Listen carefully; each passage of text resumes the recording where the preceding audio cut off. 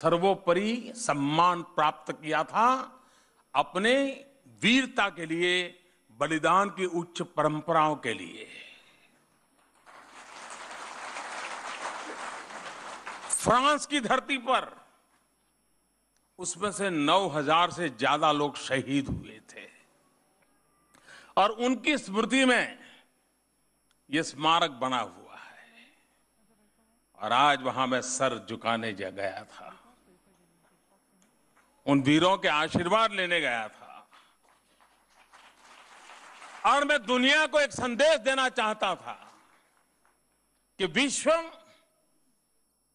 भारत को समझे, दुनिया भारत को देखने का नजरिया बदले। ये कैसा देश है जो अपने लिए नहीं औरों के लिए भी बलिदान देता है।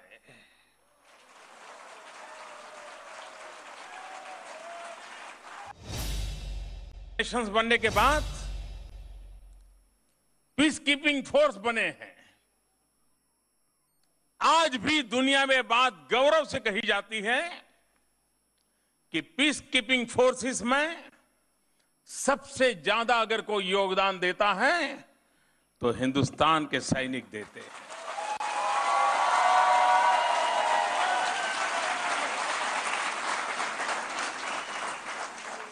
और पीस कीपिंग फोर्स में जिनकी डिसिप्लिन की, जिनके शौर्य की, जिनकी बुद्धिमत्ता की तारीफ होती है, वो सेना के नायक भारत के होते हैं।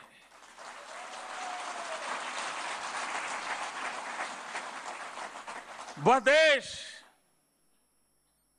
जिसने कभी कहीं आक्रमण न किया हो हजारों साल में, जो देश प्रथम विश्व युद्ध में और द्वितीय विश्व युद्ध में औरों के लिए जिसके हजारों लोग शहादत मोलते हो, जो देश यूएन बनने के बाद पीस कीपिंग फोर्स में लगातार सबसे अधिक अपने सैनिक भेज करके दुनिया में शांति के लिए अपनी पूरी ताकत खपा देता है। और ये दूसरी तरफ दुनिया हमें क्या देती है? शांति का झंडा उठा करके चलने वाला ये देश, शांति के लिए जीने मरने वाला ये देश यूनाइटेड नेशन में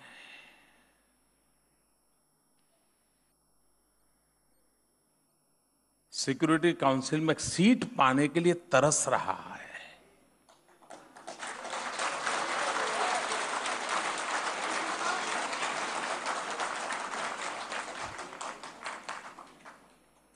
दुनिया से मैं आग्रह करूंगा कि आज जब विश्व प्रथम विश्व युद्ध की शताब्दी में गुजर रहा है, तब ये अवसर है शांति दूतों के सम्मान का, ये अवसर है गांधी और बुद्ध की भूमि को उसका हक देने का। वो दिन चले गए जब हिंदुस्तान भीख मांगेगा, यह देश अपना हक मांगता है।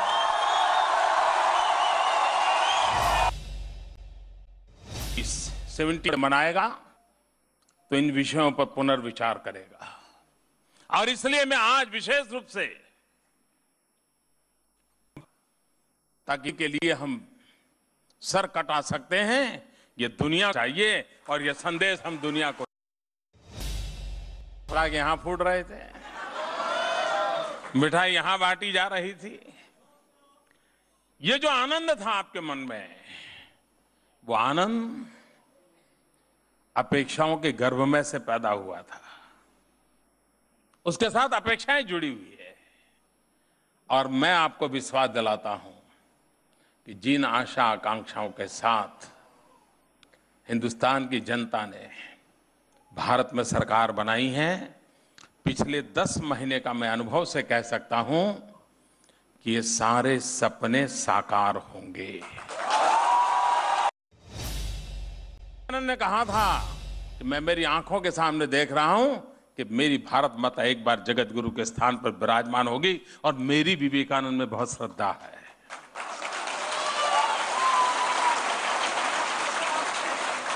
और विवेकानंद जी ने 1895 में फ्रांस आए थे और दोबारा 1900 में आए थे। दोनों बार आए, एक बात उन्होंने बड़ी मजेदार कही थी। उन्होंने कहा था कि फ्रांस ये यूरोप की सभ्यता का नेतृत्व उसके हाथ में है। और उन्होंने कहा कैसा? उन्होंने कहा जैसे गंगा की पहचान गोमुख से होती है, वैसे यूरोपियन सभ्यता की पहचान फ्रांस से होती है।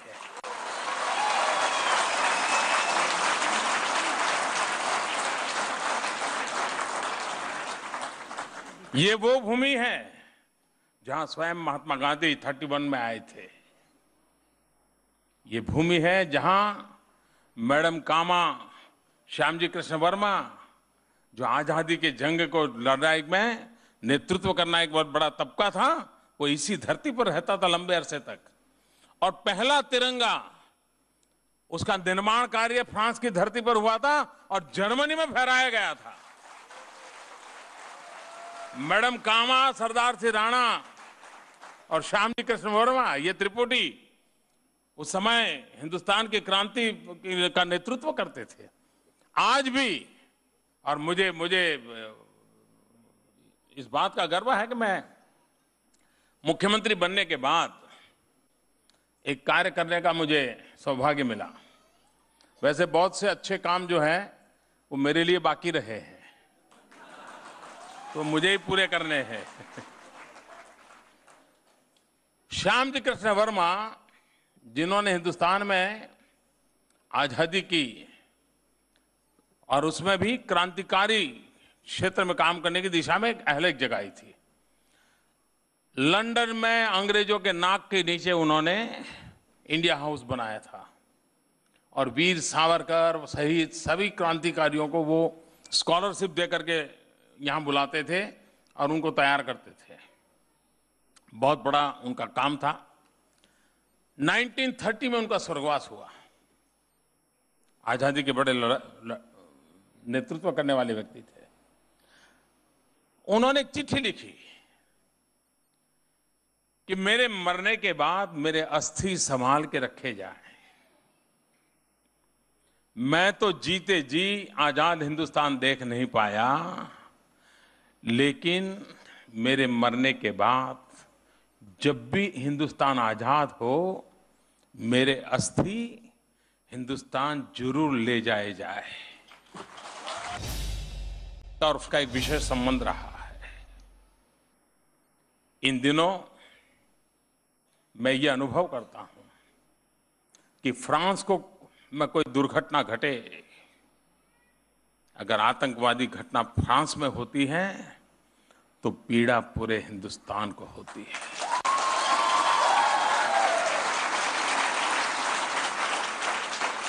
और हिंदुस्तान के साथ कोई अन्याय हो तो फ्रांस से सबसे पहले आवाज उठती है। फ्रांस का और भारत का ये नाता है। कल से आज तक हमने कई बड़े महत्वपूर्ण फैसले किए हैं, बहुत सारे समझौते किए हैं,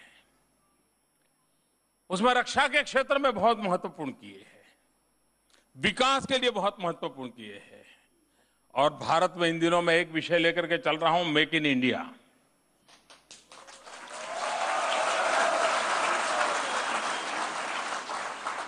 मैं 2 दिन में ज्यादा से ज्यादा 10 बार मेक इन इंडिया बोला हूं शायद, लेकिन फ्रांस का हर नेता 25-25 बार मेक इन इंडिया बोला है। तो मोदी का सबसे जोशीला भाषण आप अनकट देख रहे थे। मोदी की ही बात कर लेते हैं। बड़ी खबर इस वक्त की, फ्रांस दौरे के बाद पीएम मोदी का अगला पड़ाव जर्मनी है। मोदी जर्मनी पहुंच गए हैं। आपको बता दें बड़ी खबर इस वक्त की, कार्यक्रम क्या होगा वो भी हम आपको बता दें। 7:30 बजे सिटी काउंसिलिंग में उनका स्वागत होगा। साथ ही साथ 7:50 पर भारतीय छात्रों से उनकी मुलाकात और गांधी मूर्ति का अनावरण करेंगे तकरीबन 8:15 बजे। और 9:30 बजे का वक्त औद्योगिक मेले के उद्घाटन का रखा गया है। तमाम कार्यक्रम नरेंद्र मोदी का है। थोड़ी ही देर पहले जर्मनी पहुंच चुके हैं नरेंद्र मोदी। अब देखना होगा कि फ्रांस में जो जोरदार उनका स्वागत हुआ, जोरदार जो भाषण उन्होंने दिया, क्या वैसी ही तस्वीर जर्मनी जब वो पहुंचे हैं तो यहां भी उभरेगी। तमाम कार्यक्रम उनके यहां पर तय है। 9:30 बजे का जो वक्त है वो औद्योगिक मेले के उद्घाटन का है जिसमें वो पहुंचेंगे। साथ ही साथ आपको बता दें थोड़ी ही देर पहले जर्मनी पहुंच चुके हैं, यानी फ्रांस दौरे के बाद पीएम मोदी का अगला पड़ाव जर्मनी था और जर्मनी पहुंच चुके हैं। यहां वो हनोवर के उद्योग मेले का उद्घाटन भी करेंगे। इसी के साथ इस बुलेटिन में इतना ही, लेकिन देश दुनिया की तमाम बड़ी और अहम खबरों के लिए आप बने रहिए न्यूज़ एक्सप्रेस के साथ।